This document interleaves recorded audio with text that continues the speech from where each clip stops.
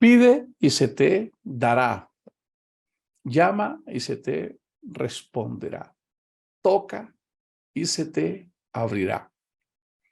Un saludo especial para todos, una vez más. Hoy aquí transmitiendo para el mundo desde la comunidad Generación Cristo, un grupo de amigos y hermanos redimidos por Cristo, necesitados y sedientos y buscadores insaciables de las profundidades, de las inescrutables riquezas de Cristo, como lo expresó el apóstol Pablo. A todos los que ven este programa y que lo comparten, les enviamos un saludo fraternal y agradecemos que nos permitan compartir con ustedes. Nos hemos dado la tarea de precisar, como hacían los de Berea, verificar, y como se lo enseñó Priscila y Aquila a aquel gran hombre llamado Apolos, cuando lo llamaron aparte y le explicaron más exactamente el Evangelio de Jesús. Debemos esforzarnos para poder encontrar los verdaderos significados, ya que el solo hecho de leer en español las escrituras que fueron escritas en su momento en hebreo y en griego, en arameo también, y algunas otras lenguas, como la lengua paldea, al traerla al español hoy, más todos esos filtros culturales y religiosos, han hecho que muchas de las traducciones nos disten del verdadero profundo y significado de la palabra, como la palabra alma, que realmente significa garganta o respirar, respiración. Así que alma realmente quiere decir un ser que respira o un ser que tiene hálito viviente o que tiene espíritu de vida. Y así en ese orden nos vamos a encontrar con muchas definiciones, como el significado de la palabra pecado, que cuando la vemos desde el punto de vista religioso nos hace ver terribles, nos hace ver en una condición decadente y paupérrima delante de Dios. En el original la palabra pecado, como ya lo hemos precisado, significa errar al blanco, a la objetividad del propósito de la vida, perder el sentido de la luz divina, de la voluntad, actuar en contra de los preceptos divinos. Ser un novato, ser inexperto en saber manejar las emociones y los arrebatos sensuales, caminar trastabillando, salirnos del camino, levantarnos con el pie izquierdo.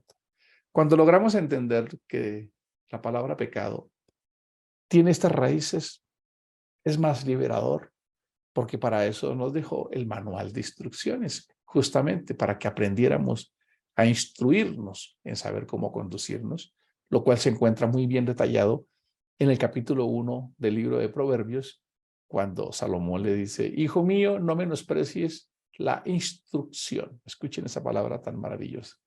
De tu padre, ni la dirección de tu madre. Instrucción, entrenamiento, dirección, liderazgo, la forma de vivir. No tenemos excusa al decir: nadie nos enseñó a ser padres, nadie nos enseñó a ser esposos, nadie nos enseñó. Siempre hemos tenido el manual para la vida. Hemos tenido el libro más profundo en comunicación asertiva. Sea todo hombre, sea rápido para escuchar, lento para responder y lento para enojarse. Aprendan de mí que soy manso y humilde de corazón, y hallaréis descanso para vuestras almas. Cuando hablamos de el fruto del Espíritu de Dios, esas tres palabras llenan todo el discurso de lo que la sociedad hoy ha querido construir como la inteligencia social, la inteligencia emocional, la inteligencia espiritual y todas las habilidades blandas y todos los conceptos que ayuden a las personas a mejorar su estado de ánimo. Es un tratado contra la depresión y contra la ansiedad. Cuando tenemos claridad y esperanza del futuro y sabemos que dedicando lo que tenemos que hacer en un día es liberador, porque justamente la ansiedad obedece a la expectativa incierta del futuro y a las culpas y a los resentimientos y a todos los prejuicios del pasado. El mensaje más poderoso y liberador que se debería convertir en cátedra de todas las familias, de todos los colegios, universidades, debería ser parte del reglamento interno de cualquier empresa que quisiera que sus funcionarios fueran productivos. Es lo que la mayoría de los cristianos conocen como Biblia, pero que realmente es la palabra de Dios, es la voluntad de Dios, es el manual que Dios dejó para que aprendiéramos a vivir.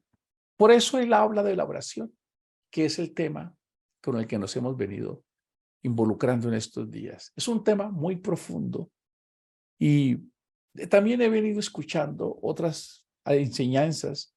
Debemos, como Pablo lo recomendó, escudriñarlo todo, retener lo bueno, aprender de todos, por supuesto que sí. Pero nosotros debemos ir un poco más allá de lo que significa el texto sin contexto, es decir, ahí sí debemos aplicar de qué se trataba cuando Jesús, nuestro rey y maestro, estaba enseñándole a los judíos. Recuerden que parte de lo que la misión de Jesús era reorganizar y reestructurar el verdadero mensaje del monte del Sinaí, que era una ley de convivencia para la humanidad, pero que los judíos la habían distorsionado y la habían convertido en todo un esquema religioso. Por eso Jesús les decía, hipócritas que diezmáis la menta y el eneldo. Les habla de una manera muy dura cuando nota que sus intereses no estaban enfocados realmente en el proceso de Dios. Cuando Jesús, el maestro de la vida, que no es un mito ni una historia fantasmagórica, porque todos los hechos de investigación cronológico, histórico, arqueológico, geográfico, han comprobado y corroborado que Jesús, el maestro de maestros, es un personaje histórico como ningún otro. De hecho, pocos personajes históricos tienen cuatro biografías, 4 cronistas que hayan escrito de ellos en simultánea. Es imposible negar que Jesús existió. Aún en todo lo que se habla, en todo lo que es la ciencia forense, se dice que un mito, para que se convierta en un mito, tiene que pasar 2 generaciones, porque si no es así, alguien podía atestiguar que no es así.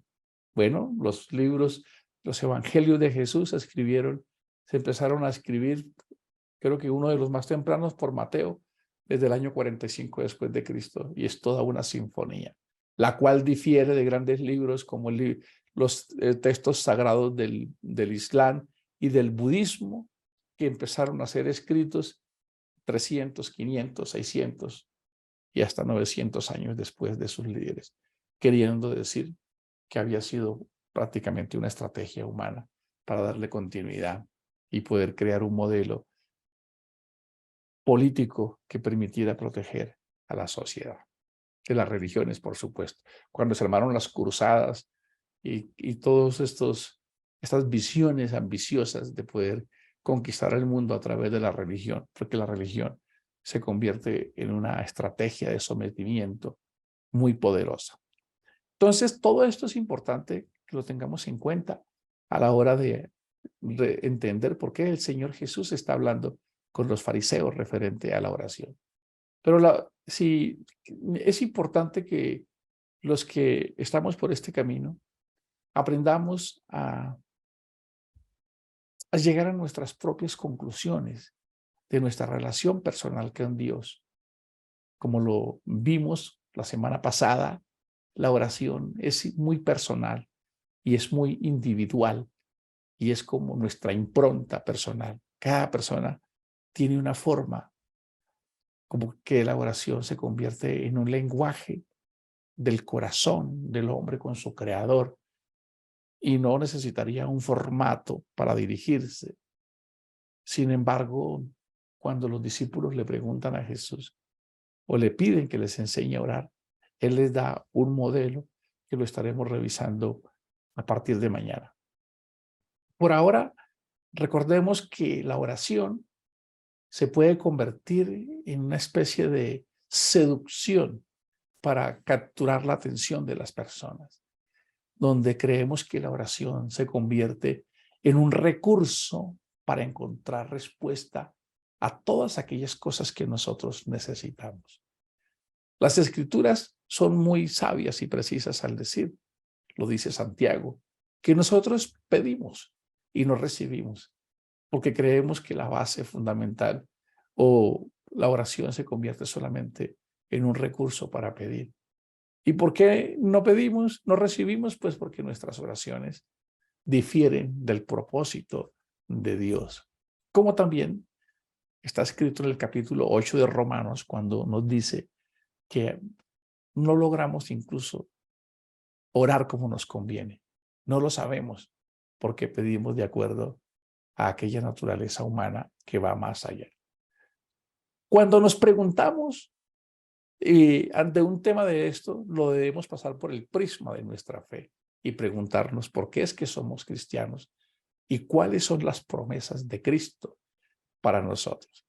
Y ahí vamos a entender unas escrituras muy profundas que no se predican demasiado porque no es lo que el cristianismo quiere escuchar, pero que es innegable, parecen luminares. Cuando Pablo expresó, sea que vivamos o sea que muramos, somos del Señor, nos da a entender que el propósito que Cristo tiene para su iglesia va más allá de la cotidianidad y de la temporalidad de esta vida, sin que eso se convierta en una imposición a no disfrutar de esta vida.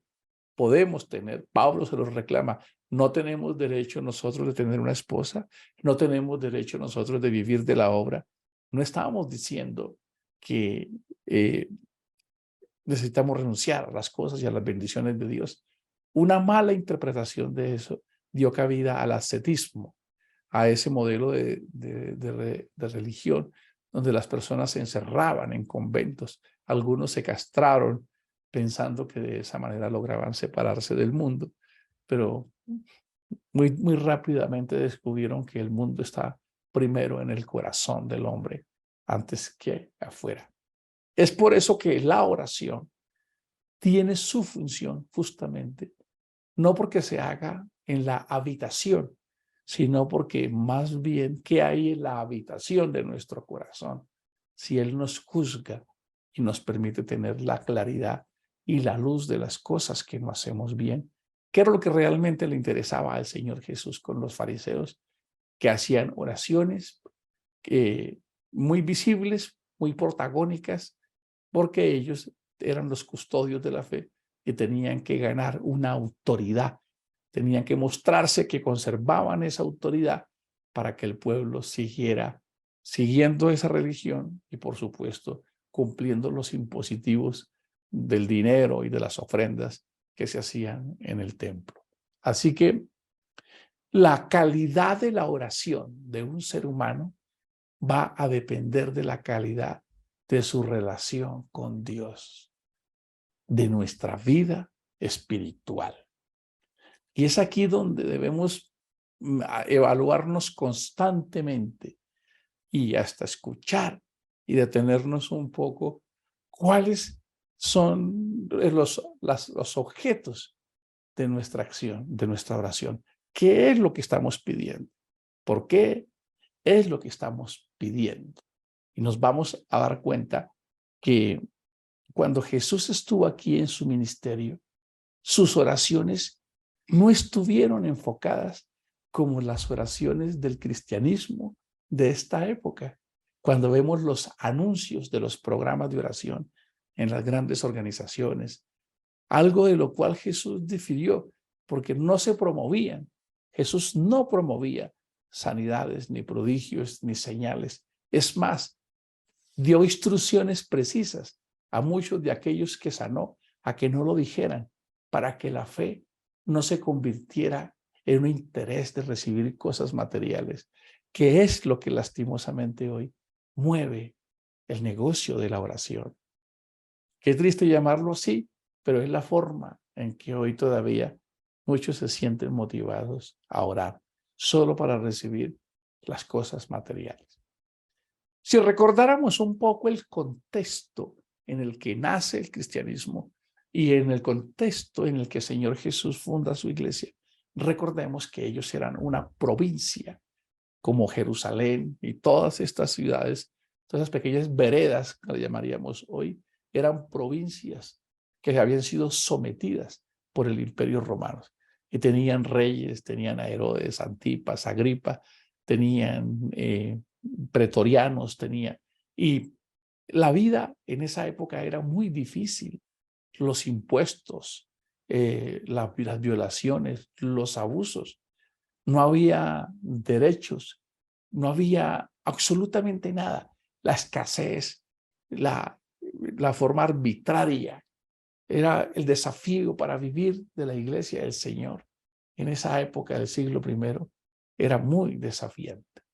Sin embargo, ustedes nunca van a encontrar la oración de Jesús pidiendo las cosas que resolvieran el contexto social. ¿Por qué? Porque él lo expresa muy bien. Yo no he venido a instaurar un reino material. Yo vine a instaurar un reino espiritual en el corazón del hombre. Sus oraciones nunca estaban enmarcadas en responder todas las peticiones y a dejar al pueblo de Israel libre de ese yugo, que es lo que hoy nosotros los cristianos estamos pidiendo. Sin embargo, eso no quiere decir que no lo podamos pedir. Cuando leemos que hay una oración donde Pablo le escribe a Timoteo, donde dice, los exhorto ante todo a que se hagan rogativas, oraciones, peticiones y acciones de gracias por todos los hombres, por los reyes y por todos los que están en eminencia, para que vivamos quieta y reposadamente en toda piedad y honestidad, porque esto es bueno y agradable delante de Dios, nuestro Salvador. Escuchen el propósito de la oración siempre, el cual quiere que todos los hombres sean salvos y vengan al conocimiento de la verdad. Cuando nosotros ya tenemos claridad de que solo hay un propósito real, y es que todos los hombres sean salvos, que todos los hombres lleguen al conocimiento de la verdad, que la voluntad de Dios es nuestra santidad, nuestras oraciones empiezan a tener un sentido totalmente distinto.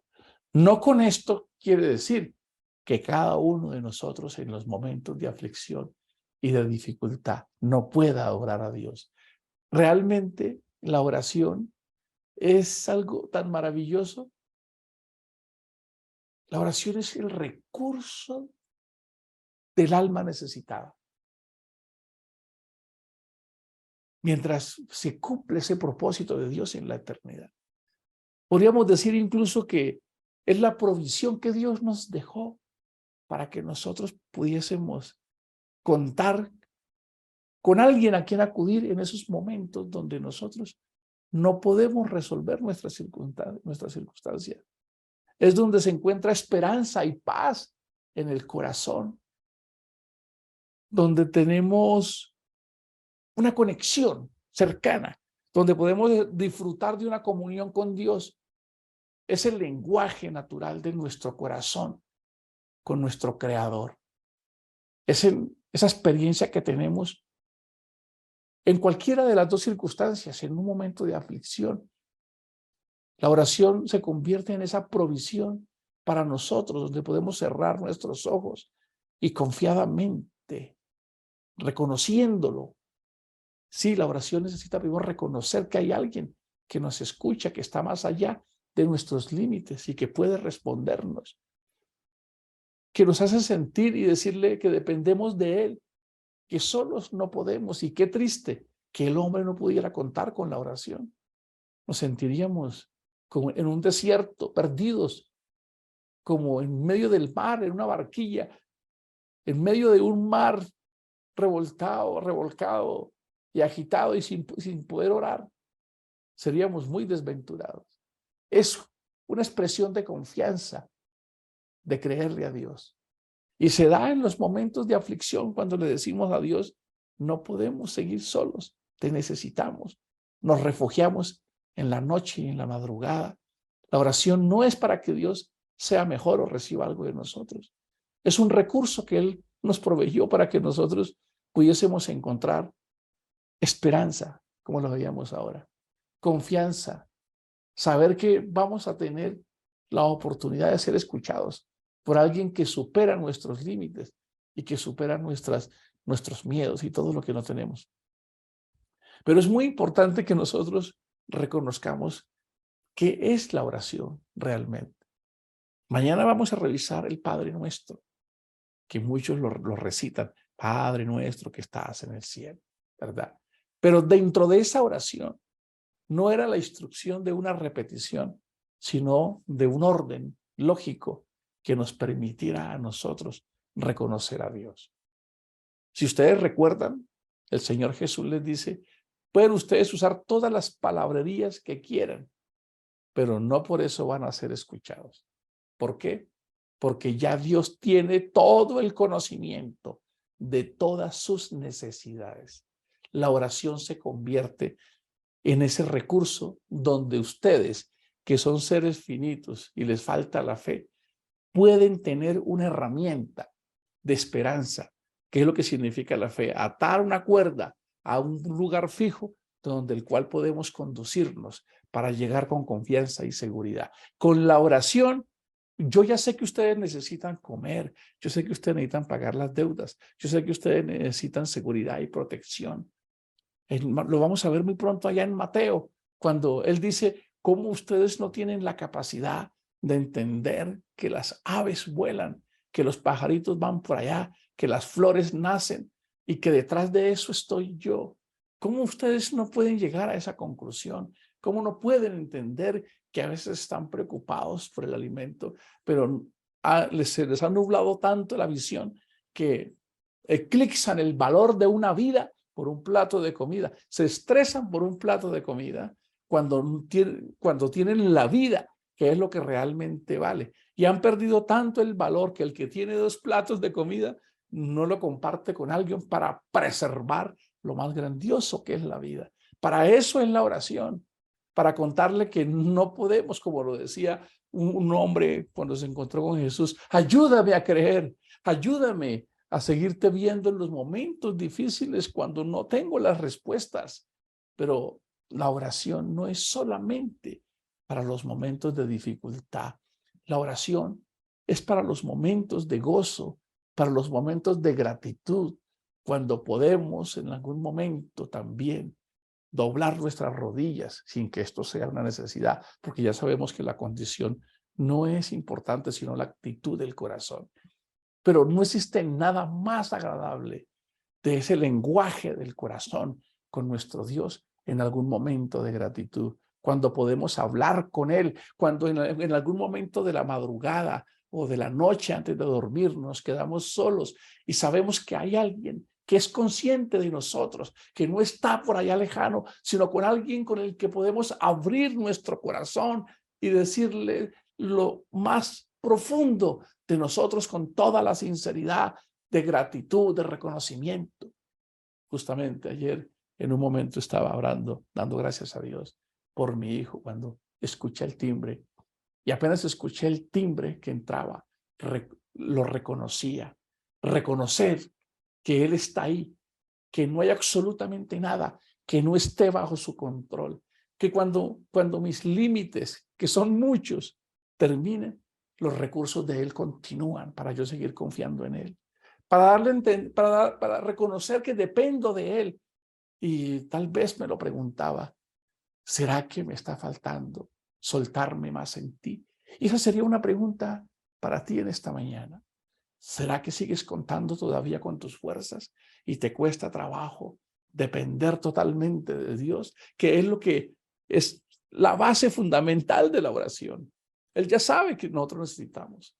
No es porque Él necesite escucharnos, es porque nosotros necesitamos reafirmarlo y entenderlo y creerlo. Es por nosotros que necesitamos orar para poder desarrollar esa confianza. Realmente la oración no tendría sentido si no fuera un recurso que Dios nos haya dejado a nosotros. No tendría razón de ser. Es porque Él la dejó para que en esos momentos donde no sabemos qué hacer, donde no tenemos opciones, tengamos una línea de conexión directa con nuestro Creador para tener la reserva emocional, la esperanza y la confianza que necesitamos.